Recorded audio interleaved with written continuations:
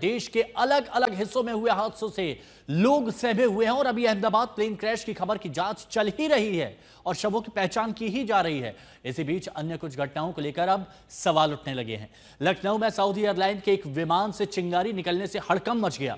वहीं Daund Pune rail route पर एक ट्रेन में आग लग गई और इन बहुत सी खबरों से आपको हम अपडेट भी कराएंगे। तो एक बड़ी खबर आपको बताते हैं, एयर इंडिया के एक और विमान से जुड़ी हुई है बड़ी खबर। जो हांगकांग से दिल्ली आ रहा था और एयर इंडिया का विमान AI315 हांगकांग से दिल्ली आ रहा था, लेकिन बीच रास्ते से उसे वापस हांगकांग लौटना पड़ा।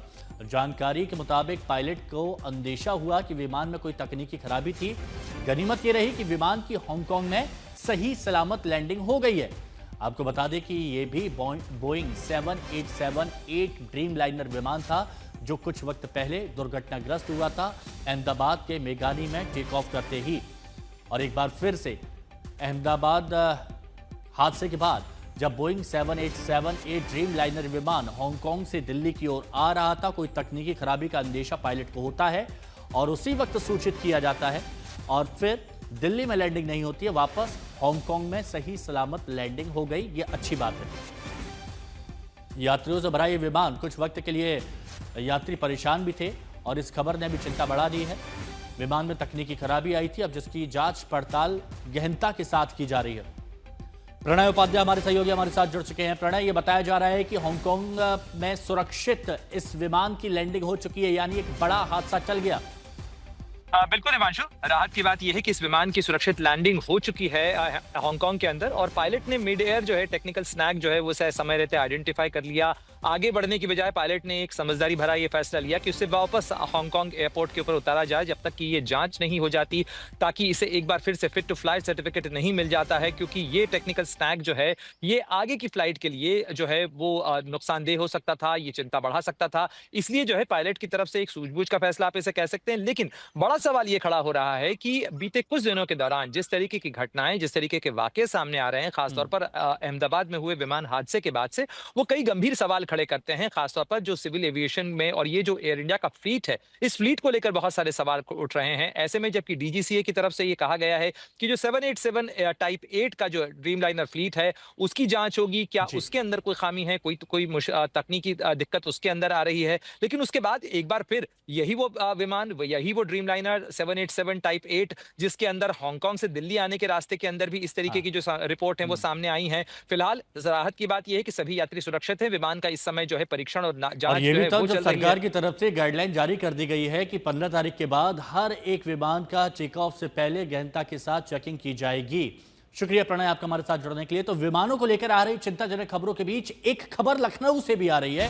सऊदी एयरलाइन का विमान हज करके लौट रहे 250 यात्रियों को लेकर कल लखनऊ लौटा तो पहिए से धुएं और चिंगारी निकलने लगी है। तस्वीरें जो आप देख रहे हैं, पहिए से धुआं निकल रहा है, चिंगारी निकल रही है और जानकारी जैसे ही पायलट ने विमान को रोका और ATC को इसकी जानकारी दी, फौरन राहत कार्य शुरू किया गया। करीब 20 मिनट की मेहनत के बाद स्थिति को नियंत्रित किया गया है।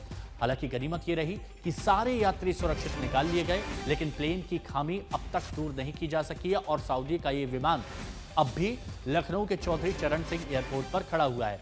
ये जो आप विमान देख रहे हैं, ये उसी वक्त की तस्वीर है जब ये लैंड किया था विमान। इसमें कई यात्री सवार थे, करीब 250 यात्री इसमें सवार थे और अचानक चिंगारी निकलती है, धुआं निकलना शुरू हो जाता है। ये पहिए की बात की जा रही है, जिसके बाद यात्रियों में कुछ वक्त के लिए डर का माहौल होता है, लेकिन सबसे सही अच्छी बात ये रही कि सभी यात्रियों को सुरक्षित बाहर निकाल लिया गया। यात्री सभी सुरक्षित है, लेकिन सवाल खड़े कर दिए कि आखिर क्यों बार बार इस तरह के मामले सामने आ रहे हैं। आम लोगों की सुरक्षा को लेकर बड़ा सवाल खड़ा हो रहा है। हालांकि पायलट ने तुरंत ATC को इस पूरे मामले की जानकारी दी थी। 20 मिनट में स्थिति को नियंत्रित कर लिया गया। अहमदाबाद विमान हादसे में जांच तेज है और इसमें जांच एजेंसियों को बड़ी कामयाबी मिली है। कॉकपिट वॉइस रिकॉर्डर मिल गया। यह बड़ी और अहम खबर इस वक्त की आपको बता रहे हैं। जांच एजेंसियों को कामयाबी मिली है, कॉकपिट वॉइस रिकॉर्डर मिल गया है। जांच के नजरिए से यह बहुत अहम है। उधर जान गंवाने वाले 241 यात्रियों में से 92 शवों की पहचान की जा चुकी है। डीएनए से मिलान के बाद प्रशासन ने पहचान की है। इनमें से 47 पार्थिव शरीरों को परिजनों को सौंप दिया गया है। उन्हीं में से एक हैं गुजरात के पूर्व सीएम विजय रूपाणी, जिनका आज राजकोट में राजकीय सम्मान के साथ अंतिम संस्कार किया जाना है।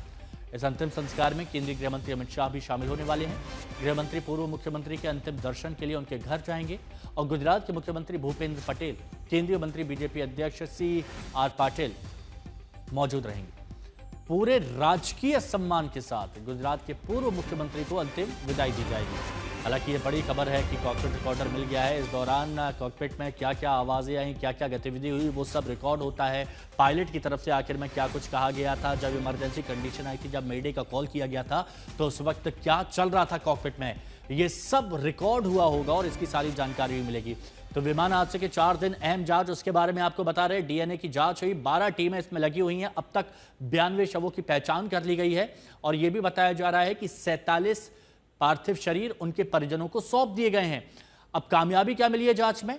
कॉकपिट वॉइस रिकॉर्डर मिल गया, यानी कॉकपिट के अंदर क्या बातचीत हुई उस वक्त सारी बातें रिकॉर्ड कर ली गई थी और वो अब जांच एजेंसियों को मिल गया है। बहुत सफलता हासिल होगी इससे पता लगाने में कि जब विमान क्रैश हुआ उस वक्त क्या चल रहा था अंदर, क्या कंडीशन उस वक्त आई थी कि संभलने तक का मौका नहीं मिला और पायलट की तरफ से मेडे का कॉल लिया गया।